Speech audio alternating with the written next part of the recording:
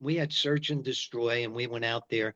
Like I was an RTO in the 199th Light Infantry, and basically what I did with the company is we flew out in choppers, 6 at a time, land, and go on a mission, for 6 or 7 days, and just wherever the captain said we're going to go 1,000 meters, 2,000, and stop. We're going to go up a mountain. We went up a mountain. We go down a mountain.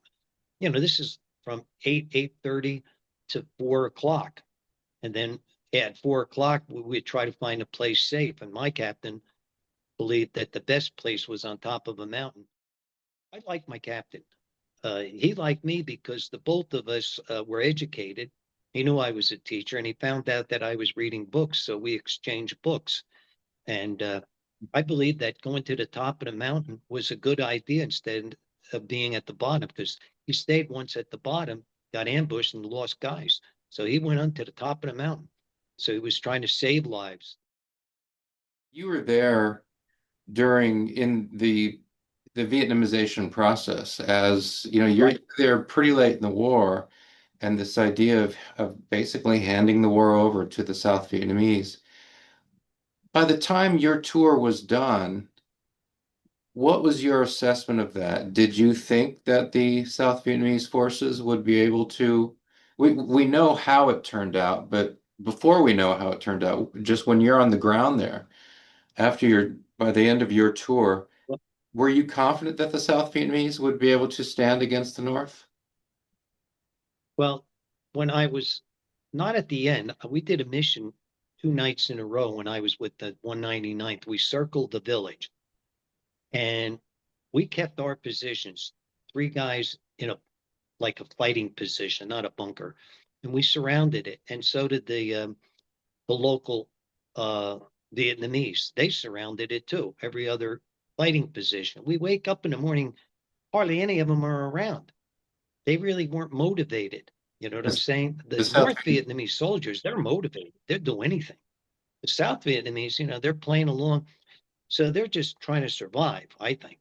So by the time I left, okay, I had already believed that the South Vietnamese weren't that great of an army. Okay, I never saw a complete army. I saw parts. We hooked up sometimes in a jungle with some of the South Vietnamese, and you know, I didn't think much of them. Okay, that's my personal opinion, and they were fighting because they were getting paid. Okay, the North Vietnamese they hardly were getting any money. well, so you've answered my next question. So you express a lack of confidence in South Vietnamese forces, but you've indicated that the North Vietnamese were, well, let me just put it in the form of a question. What was your assessment by the end of your tour, given your experiences, what was your assessment of the North Vietnamese? Well, my assessment was that they were very strong. And even when I was getting training, at when you land in Vietnam, you get some training. And some of the soldiers that were training us said, don't take these guys, you know, and think they're not fighters. We call them Sir Charles. There's some of these guys are vicious. Okay, they can fight. We would say NVA or VC. More confidence in the North fighting than the South. When did you actually arrive in South Vietnam? In June of 1970. June of 70. So that's pretty late. Um, what was the first thing you experienced that drove home to you the fact that you were in a war zone? Well, when you get off the plane and they take a bus and you go to a holding station, they have a lot of holding stations in Vietnam. And we got to one, and I was on the right side, and looking to my left were combat soldiers that were about to leave. Okay. And they were as quiet as you could be. Not one of them was talking, heads down, no talking. And on my side, we're all the new guys coming in. We know those guys are leaving, okay? And we're coming in. And then they said flight 365 is going to be, taken off at 10 o'clock, something like that. And all of a sudden they start jumping up and screaming. And we all looked and we start saying, wow, you know, these guys are really, so quiet and then so noisy. And then we get on a bus, and as we're getting on the bus, the sergeant is on the radio, and he said, "You see that explosion behind? That's where you guys just were." So that was what my introduction, that you could be at a place 1 minute, and thank God you left it where it got bombed. So you know what I'm saying? That introduction, was the first one. But the real introduction is when, after doing some training with the 199th and going in the jungle, four of us got in a chopper and we went into the jungle. And there was one guy named Mike, and he took us into the jungle. We jumped out of the chopper and we met a couple guys there, and they're going to take us to the whole company. And we get there, and they put me in a squad, and I sit down with the squad, and no one's talking. They're just there. You know what I mean? Staring. And in Vietnam, you get that stare after a while. Took me a little while, but I got it after a while because I was like a novice. I was supposed to be a mortar man, and here I am as the RTO. So they're teaching me, and I had to learn, the call signs, how to set the radio up. And that's what kind of hit me, that I'm in some place way out in the Central Highlands, the mountains and the jungles. I don't know where I am. I just know I'm in a jungle and in the mountain area. And here I am with these guys, and they're not saying a lot to me, you know. Basically, I found out later is when a new guy comes, they're always afraid because every new guy comes, some kind of combat happens, firefight. So they were afraid of a firefight, coming up. And they told me that later on after a firefight. What was your first experience of combat? Well, first experience, I was woken up at night and there's machine gun firing, M16s, M60. And a guy came over and he said, just duck and get ready to shoot. Okay. Because we don't know where the enemy is. All right. And that was my first kind of combat where I didn't shoot, but I was ready. Okay. And then first time I really shot was when we were in a situation and everybody was firing and I started to fire and then we all ran out of ammo. Okay, except me. I kept uh I was the RTO, so I had some extra rounds around my front, you know. I had the magazines. And as we're running, I gave some out to some of the guys. And we were running towards an LZ to get ammo. And there was a period in that shooting where they were firing artillery and mortars above us, and everything was being blown up. And all this trees and bushes were flying at me, and I'm firing at an area. I don't know if I'm killing anybody. I'm just shooting because it's the tall grass and there could be enemy there. So I'm shooting. Okay. And we get out of that situation and you're jolted, your body's jolted. My whole body just went boom. Where am I? You know? And Hmm. then, we got out of there in that situation. And, luckily we got the ammo, etc. As the RTO, what kinds of things do you remember the officer saying when he's calling, he's making calls and saying, we need such and such thing? What kinds of things do you remember hearing the officer say? As I'm sure there's, in some Well, cases, a there's lot of times noise, but you can hear a lot. Okay. A lot of times though, the platoon sergeant is going to direct his call to me. Okay. And that's what I'm hearing. He's telling me what to tell my squad. And there's another squad that the platoon sergeant is telling what to do. Every once in a while, the captain might have us all on. Okay. With the platoon sergeant putting us on with the captain talking, and there was a call sign for that. And we just push the button and you would hear what was going on. All right. So that was some of the things with the radio. And you had to, always be ready as the radio guy. You have to carry your M16, but you also have to be ready with the radio if there's any messages. And from like the platoon sergeant, or any messages from the guys in front of me. There's always what they call a point man, and then a cover man, and then in my case, there was the M60 guy, and then the RTO, and then a couple guys behind me for ammo for the M60, and a couple of riflemen M16 behind them. Generally, we had 8 or 9 guys in a squad, depending on what happened. If guys coming in and out, whatever injuries or transfers, who knows where they went. But that was it. So I had to be ready one way or the other. Okay. From the guys that I'm with to tell me something, to tell the platoon, or go right to the captain. Okay. I could go to the captain with a different call sign. I could go to the platoon guy.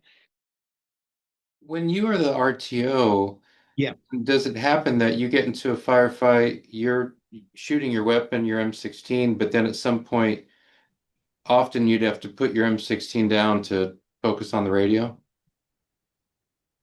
Yeah, I would never really put it down. I would still have it in my left arm with my right hand going like this. I would put it on the side and talk on the radio, breaking, you know, the signal to get on there. When you don't talk, they call it squelch. You just make a noise on the radio. Right. It just goes like a squelching noise. And Sure. that sometimes they would say, don't talk. If you're there, just break squelch, and you just break it. So they don't want you talking. That's at night or when you're in an ambush That situation, could be you any need to be that quiet. could be that could be at night, but sometimes, other situations, just Yeah, break squelch if you're there. just when you need to be But more quiet. at night. You're absolutely right. Sure. Yeah, when you need to be quiet. Um, when you think about the different combat situations you were in, I wonder if there is, I'm sure there are a lot of memories you have, but if one, stands out in your memory that you could talk about that in a way captures something important about that experience of being in combat in Vietnam. If you're Well, asked to describe one combat situation that kind of illustrates the big story, what would that memory be? at one point we were at a camp, okay, a little small place, not even a camp. And the VC came walking up with his hands up, and he had a piece of paper, and he's a Chuoi. He wanted to surrender. So we captured him. And we need to hurt him. Okay. We did strip him to see if he had anything on him, and then gave him a cigarette and put his clothes back. And then a helicopter came and took him away. Okay. And then another time with the 199th, we were walking along, and all these little kids and boys and girls and um, old men pop up, and they were carrying chickens and dogs, like 20, 22 of them, and we captured them. Luckily, no one fired. It was amazing. I mean, one popped up a couple feet from me, and I just looked, and he had his hands up, and I just put the gun on him, but I didn't, shoot him. When we landed in the jungle, all we had to do was march every day. And by marching, all day, taking a break, looking for water, trying to eat the food they had. We were limited about the rations. That's why I found that they call them rations. You don't get much. And generally, we would eat all our food before we would get resupplied. So we're out in the jungle looking for water, and I carried 6 quarts on my back and one canteen. Okay. And we drank a lot of water. I mean, people say drink 8 glasses. We were drinking 4 or 5 gallons, it seemed like. And we're always looking for water. We're always looking for the enemy, marching, the typical Vietnam thing. You have a point man, you got a cover, you got the M60, me, the RTO, the ammo guys, the M16. And all we're doing is every day marching and marching, crossing rivers, going up mountains. Some of these mountains, even though they were 2,500 feet. They were very tough to climb. I think the highest was 3,000. Generally, some of the mountains were 1,500. But, sometimes you would only go 100 yards and it would take 30 minutes. It was just so prolonged. Everything took time. You had to cut, you had to look to see if there was a booby trap. If the point man thinks there's something in front of him, funny, he makes a little right and we got to cut that way. So it's so frustrating. So the story that I'm telling you here is that it's a day by day situation that I had to live. and all the guys with me and all those soldiers that were combat soldiers in the jungles, you know, in the mountains. The prolonged effect of Vietnam to me, besides those combat individual situations, is day by day, week after week, coming in the late morning, have a barbecue, lunchtime, hang around at night, get back on a chopper and go back to the jungle. We were looking down a trail, and there was 3 or 4 of us, and we hear a noise, okay, blowing up, and we see 2 bodies running across, and the guy next to me shot him with an M79, and I start shooting M16s. The other guy starts shooting M16s. No one really, you know, we're just aiming down the trail, just firing up as much as we could. And I thought one guy blew his head off, okay? And we were all shooting, and I was shooting down the trail. Everybody was shooting left and right, everything, you know, as many bullets as we could shoot out there, okay? So uh, we didn't go out there that night, okay? We woke up in the morning, and it smelled bad. So we went and we got to the lookout down the trail, and the squad leader said, "You and Johnson go. You got to bury him." So I had to bury him. Okay. And we went out there, and about 15 feet from the dead body, which was in parts, Johnson said, "I ain't going any further. I'm not burying him." So I went further, and I dug a hole about 3 feet long, 3 feet deep, and I start scraping his body, and it had already swollen up from the heat. I pushed some of it in, some, you know, arms, legs, whatever it was there, scrapings of his head, and I put everything in that hole, and then I buried him. Okay, I put as much dirt as possible, and you know, so it wouldn't smell anymore. And I looked, like I said, a little. If he's to the left of me now, I'm looking forward.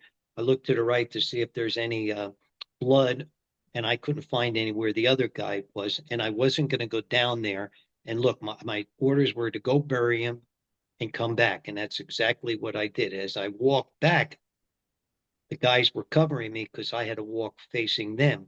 Okay, so they were all covering if anybody shot at me. So I went back, and then after that, uh, I was upset. So what I did is we were hiding under these bushes by another trail. There was a trail on our, you know, 3 kind of trails.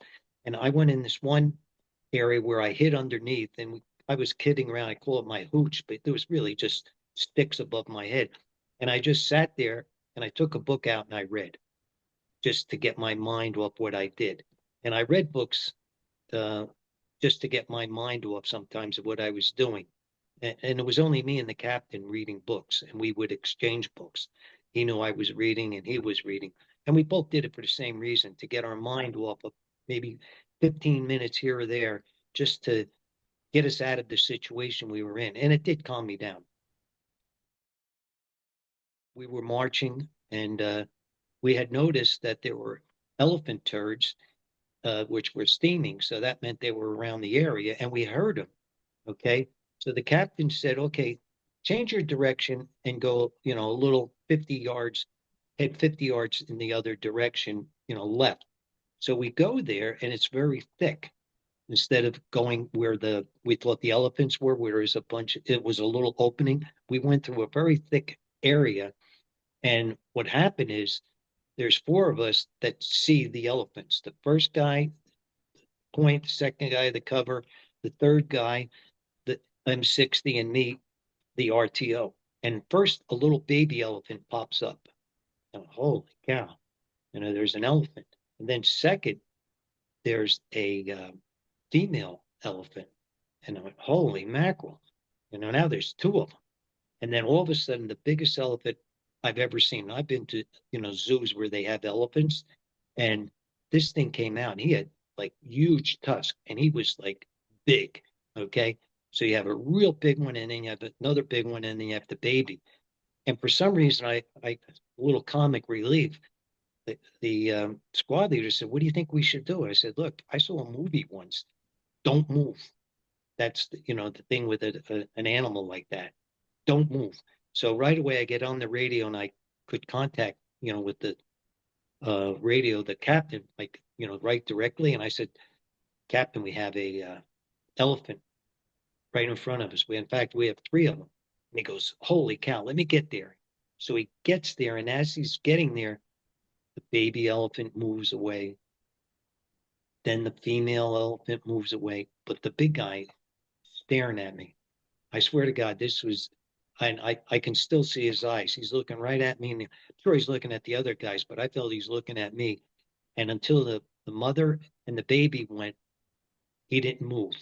And none of us shot. We just stood our ground, and he moves out. And 30 seconds later, the captain gets there. Now, this captain's been in Vietnam a couple times. He goes, I know they're out here. I never saw one like you guys did. And I said, yeah, they're only 15, 20 feet in front of us. And I said, luckily, nothing happened. When I was with the 199th, when we saw once 150 soldiers of the 157th Division of the NVA, they were marching past us and we were hiding. They were only like 4 feet from us, but it was so thick we could only see their feet. They couldn't see us. And then I called into the captain because we were just a few of us on this area to watch these roads.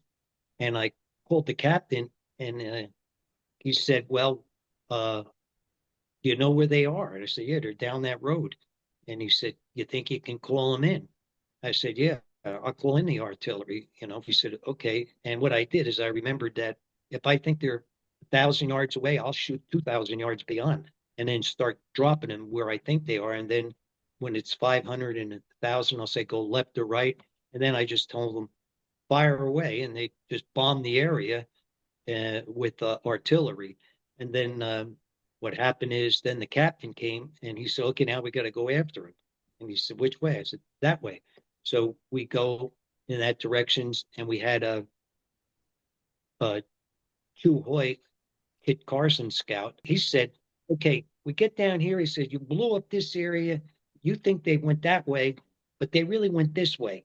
So the captain says, you sure? He goes, yeah. So we said, well, we're not going to go that way. So he said, let's go back. And we left that area, and we marched away from that area, and we marched away from where I was originally. And the captain says, okay, he's calling in the airplanes, and they're going to drop 500-pound bombs. He said, so I'm going to tell you what to say, and you just tell the captain. So the captain is on there, and I'm talking to the captain, and he goes, okay, is this the location? I guess he could tell from all the artillery. And I said, is it blown up? He goes, yeah. So he started bombing, two 500-pound bombs. We never went back. The captain said, there's no sense going back that area. We either got him or we didn't get him. It wasn't his concern. He said, we did what we had to do, and that was it for that mission. Okay. We were always after the 157th Infantry, the North NVA. And the, we met them a few times, but they were always hiding. They were all over the place. And when they went down that trail, I noticed that they had little trees. As they marched, they were holding these trees, so the path was only a foot wide. You couldn't see from above how they were marching. You would just see trees. You didn't know the trees are moving, and they Right. didn't walk that fast. So you have experience as a mortarman, as a radio operator, as a forward observer, and then in the latter part of your tour, you land a job as a clerk. Um, and Yep. during your time as a clerk, what were your basic roles in this clerk job?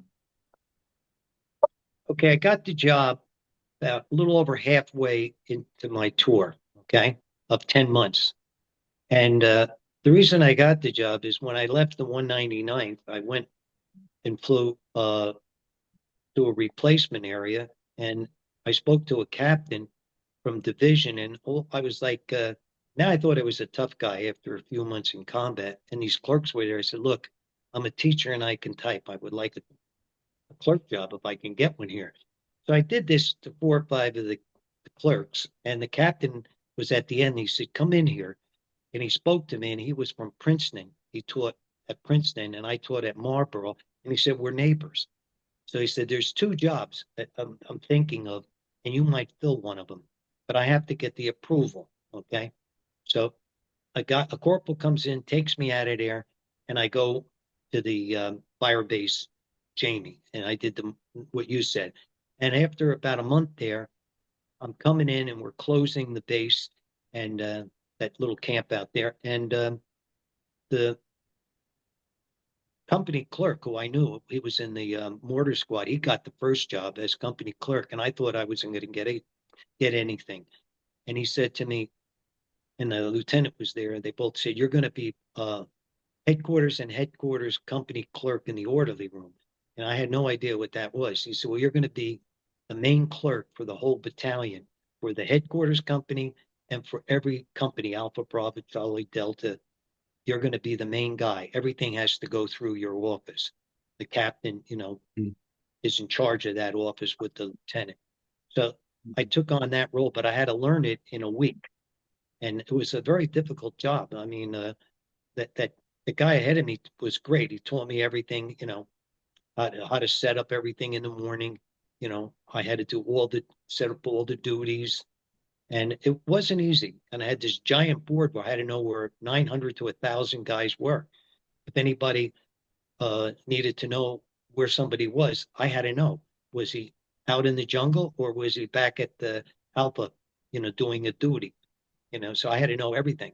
I had to know all the guys in my headquarters company, which was all the clerks, all the lieutenant, the captain, the two majors, the lieutenant colonel. I had to know them. I had to know the mess hall guys, the mess sergeant. I had to know communication guys. I had to know the transportation pool. I had to know the guys down in the mess, cleanup guys, Sure.